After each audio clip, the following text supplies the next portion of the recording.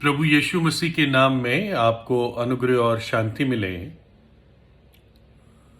Louis the 14th, या जिसे हिंदी में कहेंगे 14वां लुई, ये फ्रांस का राजा था और ये 1643 ईस्वी से 1715 इसके राजा होने का पीरियड था, यानी काफ़ी लंबे समय तक ये राजा रहा। अंदाजे से आप कह सकते हैं करीब 65 साल ये राजा रहा।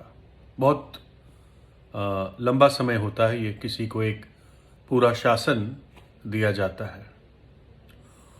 और लुई द 14th के राज्य में फ्रांस काफ़ी ऊंचाई पर पहुंचा और बहुत सामर्थी बना फ्रांस, और यूरोप का एक बहुत ताकतवर शक्ति फ्रांस हो गई लुई द 14th के टाइम में।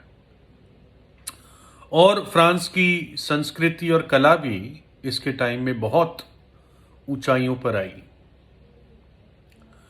लेकिन जबकि ये कहने के लिए ईसाई था, इसने प्रभु यीशु मसीह के सच्चे विश्वासियों को काफ़ी सताया।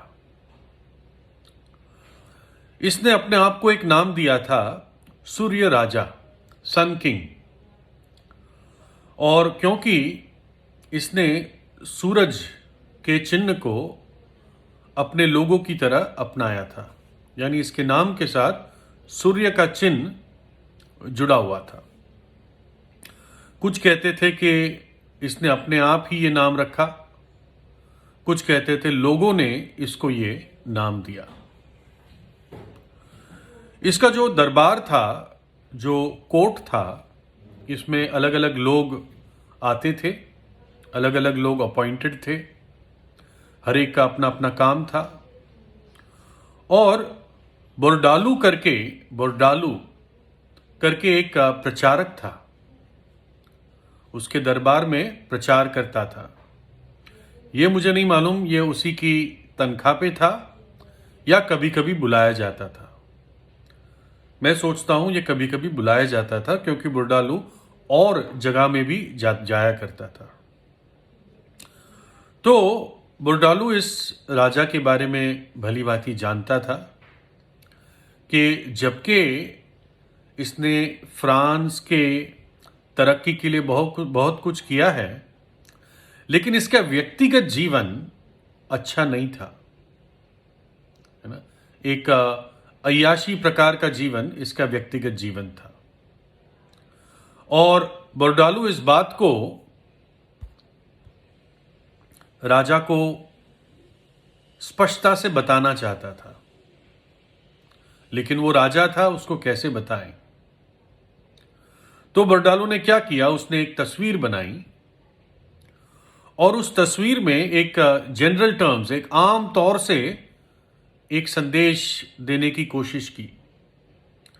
उस तस्वीर में उसने ये दिखाया कि एक पापी व्यक्ति है और उसके पापों के कारण उस पर बड़ी अनंत काल की सजा या विनाश दिया जाता है। हमें नहीं पता वो तस्वीर कैसे दिख रही थी, लेकिन लेख में यही लिखा था कि उसने एक आम तौर से एक बड़े पापी को कैसे सजा मिलती है उसकी तस्वीर बनाई। और उसने उस प्रचार के सेशन में, जहां पर वो प्रचार कर रहा था, लेक्चर दे रहा था, उसने वो तस्वीर राजा को दिखाई।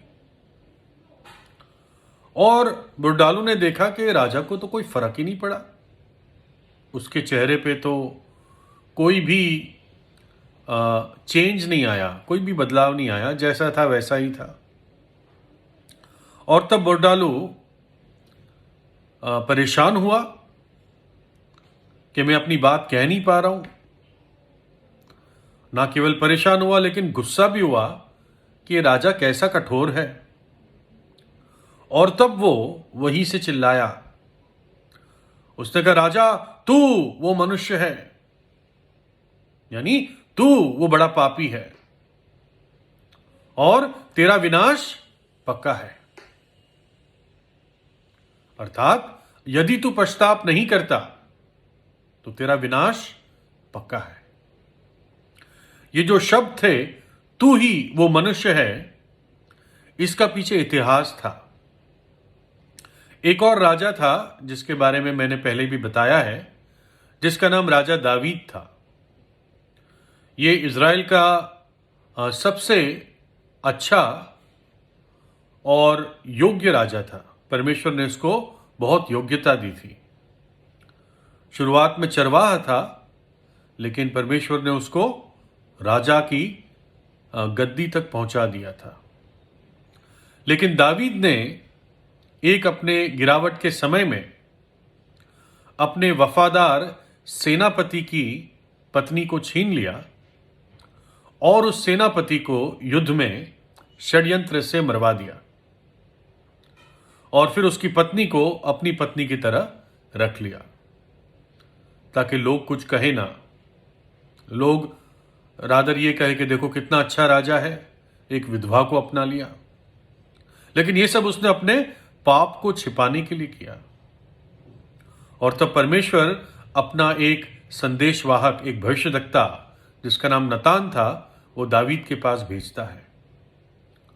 और दावीद के पास आकर नतान कहता है कि एक शहर में दो मनुष्य थे, एक अमीर था और एक गरीब था।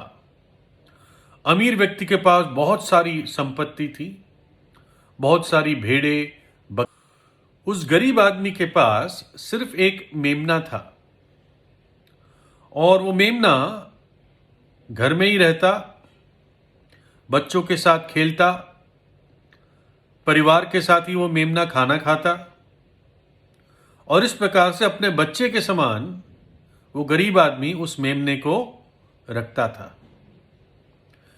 एक दिन अमीर आदमी के घर पे मेहमान आया और उस अमीर आदमी ने इस गरीब आदमी के साथ जोर जबरदस्ती करके उस मेमने को छीन लिया और मेमने को मारकर उसको पकाकर अपने मेहमान के लिए दावत की। नतान ने यह कहानी जैसे दावीद राजा को बताई तो दावीद गुस्से से क्रोधित हो गया और कहने लगा कि परमेश्वर के जीवन की शपथ, जिस आदमी ने ऐसा काम किया वो अमीर आदमी निश्चित मारा जाना चाहिए। और तब नतान ने दावीद को कहा कि तू वो मनुष्य है, तू वो मनुष्य है जिसने अपने वफादार सेनापति के साथ ऐसा व्यवहार किया।